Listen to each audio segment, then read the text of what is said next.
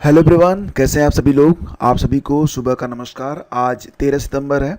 और देखो फ्रेंड्स, अगर जीवन में आपकी जो परेशानियां हैं, आपकी जो तकलीफ़ें हैं, वो लग रहा है आपको कि बढ़ती जा रही हैं, तो यही वो समय होता है जब आप अपने लक्ष्य की ओर पूरी समग्रता के साथ एकाग्रचित्त होकर आपको आगे बढ़ना है। देखो क्या होता है ना कि जीवन में जो कुछ भी है ये सब कुछ बदलेगा। आपकी दुख, आपकी परेशानियां भी एक दिन नहीं रहेंगी, लेकिन अगर आप एक उच्च पद पर रहेंगे, प्रतिष्ठित पद पर रहेंगे, तो शेष जीवन काफ़ी आनंदमय जाने वाला है। हालांकि पैसे से सब कुछ खरीदा नहीं जा सकता, लेकिन पैसे के बगैर तो जीवन ही बिल्कुल संभव नहीं है वर्तमान समय में। इसलिए पैसे पर और शिक्षा पर ध्यान दीजिए, और यही चीज़ें हैं जो कि आपका भविष्य आसान करेंगी। देखो दोस्तों, यहाँ पर उत्तर प्रदेश में शिक्षक भर्ती को लेकर अभ्यर्थी विगत कई दिनों से आंदोलनरत हैं। अगर आप प्रयागराज जाएंगे तो वहाँ पर पत्था गिरजाघर के पास बहुत सारे अभ्यर्थी ऐसे हैं जो कि प्राइमरी शिक्षक भर्ती को लेकर लगातार आंदोलनरत हैं। वो दिन रात वहीं पर बैठे हुए हैं, और ऐसे में नवगठित शिक्षा सेवा आयोग पर एक बड़ा दबाव बन रहा है कि वो जो परीक्षा कैलेंडर जारी करने की बात की गई थी उसमें नई परीक्षा के लिए भी डिक्लेरेशन होना चाहिए। लेकिन यहाँ पर जो विडंबना है मुख्य रूप से वो यही है कि अभी किसी भी नई भर्ती का अधियाचन मिला ही नहीं है, और अगर नई भर्ती का अधियाचन मिला नहीं है तो फिर कैलेंडर जारी कैसे होगा। तो आयोग ने संबंधित विभाग को पत्र भेजकर प्राथमिक शिक्षक भर्ती के लिए रिक्त पदों का अध्याचन फिलहाल तो मांग लिया है। जो प्राइमरी में रिक्त पद हैं उनका अध्याचन दिया जाए, लेकिन अभ्यर्थी लगातार 8 दिनों से सिविल लाइंस में पत्थर गिरजाघर के पास नई प्राथमिक शिक्षक भर्ती शुरू करने के लिए धरने पर हैं। ऐसे में आयोग की नवनियुक्त अध्यक्ष प्रोफेसर कीर्ति पांडे ने नए अध्याचन के लिए शासन स्तर पर भी बात की है और पत्र भी लिखा है। अगर केवल लंबित भर्तियों को कैलेंडर में शामिल किया गया तो अभ्यर्थियों का आंदोलन और तीव्र हो सकता है, क्योंकि वे नई भर्ती का विज्ञापन जारी करने की मांग पर अड़े हैं। कैलेंडर में शामिल करने के लिए शिक्षा सेवा चयन आयोग के पास केवल 2 भर्तियां हैं, टीजीटी, पीजीटी और असिस्टेंट प्रोफेसर वाली, और इनके लिए जो फॉर्म आया था ये अगस्त 2022 में आया था। इस पर आवेदन की प्रक्रिया पूरी हो चुकी है। यानी कि अगर इन 2 भर्तियों के लिए अगर परीक्षा कैलेंडर जारी किया भी जाता है तब भी कोई खास फ़ायदा होने वाला नहीं है, क्योंकि विगत 2 वर्षों से कोई भी शिक्षक भर्ती 2022 के बाद ना तो टीजीटी पीजीटी की, ना ही यूपीएससी असिस्टेंट प्रोफेसर की कोई वैकेंसी आई, ना तो प्राइमरी में तो खैर विगत कई सालों से नहीं आई है। 2018-19 के बाद तो कोई वैकेंसी आई ही नहीं है।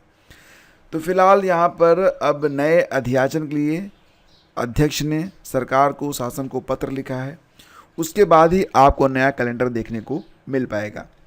और वहीं पर टीजीटी पीजीटी के लिए जो अभ्यर्थी हैं वो मांग कर रहे हैं कि विगत 2 सालों में कोई भी नई भर्ती नहीं आई है, और जो अभ्यर्थी हैं वो काफ़ी संख्या में यहाँ पर एकत्र हुई, लगभग 14 लाख के आसपास अभ्यर्थी हैं। तो उनका ये कहना था कि जो रिक्त पद हुए हैं, लगभग 25,000 के आसपास जो रिक्त पद हैं, उनको 2022 के विज्ञापन में ही ऐड करके फिर परीक्षा करवाई जाए।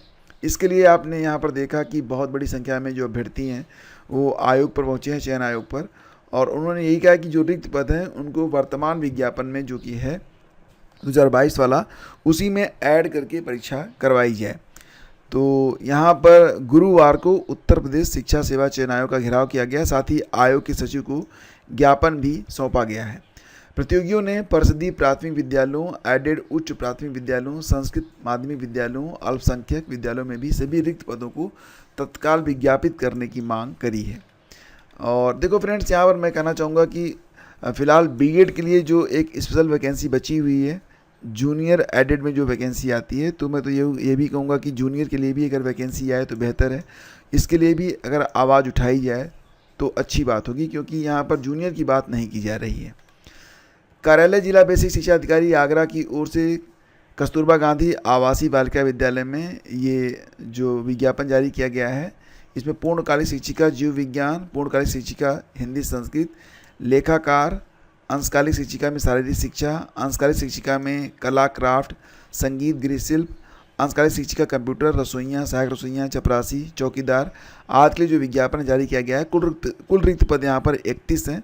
यहाँ पर कोई परीक्षा, कोई इंटरव्यू नहीं होना है, सीधे सीधे आपका डॉक्यूमेंट वेरिफिकेशन होता है और आपका जो एकेडमिक है उसी की मेरिट जोड़कर आपको नौकरी दी जाती है। कुल मिला के 11 महीने 29 दिनों की कॉन्ट्रैक्ट बेस यह भर्ती होती है। आप आवेदन करना चाहते हैं तो आप देख सकते हैं, जैसे कि जीव विज्ञान के लिए यहाँ पर जेडबीसी वर्ग से जेडबीसी वर्ग से आपका स्नातक होना चाहिए और बीएड होना चाहिए। साथ ही साथ यहाँ पर जो टीटी का पेपर 2 होता है या फिर सीटीटी का जो पेपर 2 होता है वो पास होना चाहिए। पूर्णकालिक शिक्षिकाओं को विद्यालय परिसर में रात्रि निवास भी करना पड़ता है और जो अंशकालिक होती हैं वो आके पढ़ा के चली जाती हैं। एज लिमिट 25 साल से लेकर 45 साल के बीच में होती है। बाकी जानकारी आपको पता ही है और ये जो कटिंग है ये मैं शेयर कर दूंगा आपको अपने टेलीग्राम चैनल पर। अगर आप आवेदन करना चाहते हैं तो बिल्कुल कर सकते हैं। यहाँ पर दोस्तों इस जानकारी को बताने में मुझे देरी हुई है क्योंकि यह विज्ञापन 2 सितंबर को जारी किया गया था और लास्ट डेट 16 सितंबर है। यानी कि अगर आपको आवेदन करना है तो आज आप आवेदन कर दीजिएगा। पंजीकृत डाक या स्पीड पोस्ट से आपको इसे भेजना है तो हर हालत में इसे आज पोस्ट कर देंगे तो ही आपके लिए बेहतर होगा। आसपास के हैं तो आप बाद में भी आवेदन कर सकते हैं, लेकिन 16 सितंबर लास्ट डेट है शाम 5 बजे तक। इस बात का आप लोग ध्यान रखिएगा। एग्जैक्टली क्या हुआ ना कि ये जो विज्ञापन था ये केवल आगरा एडिशन में ही पब्लिश हुआ था और आगरा एडिशन जनरली मैं नहीं देखता हूँ, तो आज मेरी नज़र इस पर पड़ी तो मुझे लगा कि इसके बारे में भी आपको पता चलना चाहिए। तो इस वजह से मुझे बताने में देरी हुई है, लेकिन फ़िलहाल तो बहुत सारे लोग हैं जो कि आवेदन कर भी चुके होंगे। अगर आपको यहाँ पर आवेदन करना है तो यथाशीघ्र जितनी जल्दी हो सके आप आवेदन कर दीजिएगा। नोटिफिकेशन आपको हमारे फेसबुक पेज स्टडी विद ज्ञान प्रकाश पर मिल जाएगा, ग्रुप में भी मिल जाएगा। इसके अलावा जो हमारा टेलीग्राम चैनल है उस पर भी मिल जाएगा। बात करते हैं मुख्य सेविका के बारे में। तो मुख्य सेविका में जो पिछली लिस्टिंग हुई थी वो 11 सितंबर को थी, बलिया वाला जो मैटर था, और फिलहाल उस पर जो नेक्स्ट हियरिंग डेट है वो तो लगी नहीं है। इस पर अगली सुनवाई कब होगी, और ये भी बता दें कि 11 सितंबर को इस पर सुनवाई होनी थी, सुनवाई हो भी नहीं पाई थी।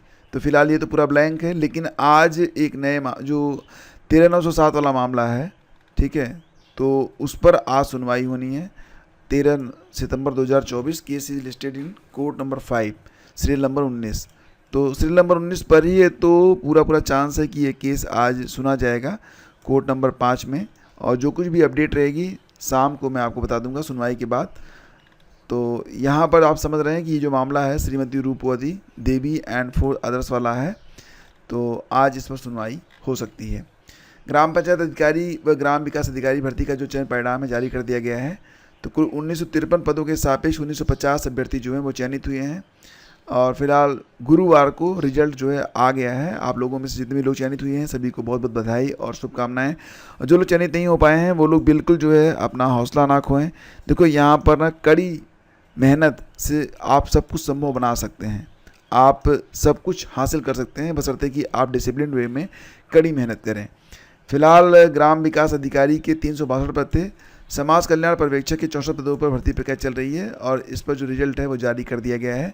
बाकी रिजल्ट अगर आप देखना चाहते हैं तो आप टेलीग्राम चैनल स्टडी विद ज्ञान प्रकाश पर जाकर देख सकते हैं। और देखो फ्रेंड्स, करंट अफेयर के लिए मैंने आपको बताया था कि पिछले 8 महीने का जो करंट अफेयर है जनवरी से लेकर अगस्त तक का, इसकी जो कंप्लीट लिस्ट है ये मैंने तैयार कर दी है। देखा जाए तो ये एक संपूर्ण करंट अफेयर है और यहाँ आप देख सकते हैं जो मैटर है आपको अगर आप चाहें तो मोबाइल फ़ोन में भी पढ़ सकते हैं या फिर इसका प्रिंट आउट भी ले सकते हैं या फिर मोबाइल फ़ोन में देख के अपना नोट्स बनाएंगे तो ये सबसे बेटर वे में होगा। तो इस तरीके से आपको यहाँ पर सबसे बेहतर स्टडी मटेरियल प्रोवाइड करवाया गया है और बिल्कुल टू द पॉइंट है, एकदम शार्ट में है। 1 जनवरी से लेकर आपको यहाँ पर 31 अगस्त तक का संपूर्ण करंट अफेयर एक साथ दिया गया है। जैसा कि आप यहाँ पर देख सकते हैं कि 31 अगस्त तक का संपूर्ण करंट अफेयर आपको यहाँ पर मिल जाएगा, बिल्कुल टू दी पॉइंट है। और जो भी इंपॉर्टेंट चीज़ें हैं मैंने उनको बॉक्स में रख दिया है। जैसे कि अगर आप यहाँ देखेंगे पैरालंपिक में भारत के लिए 2 गोल्ड जीतने वाली भारतीय महिला कौन बनी है, तो ये अवनी लेखरा है। अब यहाँ पर अवनी लेखरा की तस्वीर आपको मिल जाएगी, थोड़ा मैं जूम कर देता हूँ। और इसके अलावा देखेंगे para Paris Olympic 2024 women's 10 metre air rifle shooting में इन्होंने गोल्ड मेडल क्या जीता है इन्होंने, हाँ गोल्ड मेडल जीता है, 2 गोल्ड जीता है इन्होंने। तो फिलहाल यहाँ पर देखेंगे आप तो जो पेरिस पैरालंपिक हुआ है उसके बारे में कंप्लीट इन्फॉर्मेशन एक बॉक्स में मिल गया है। तो आपको मतलब सारी चीज़ें एक साथ मिल जाती हैं। पेरिस पैरालंपिक 17वां एडिशन 28 अगस्त से 8 सितंबर तक हुआ।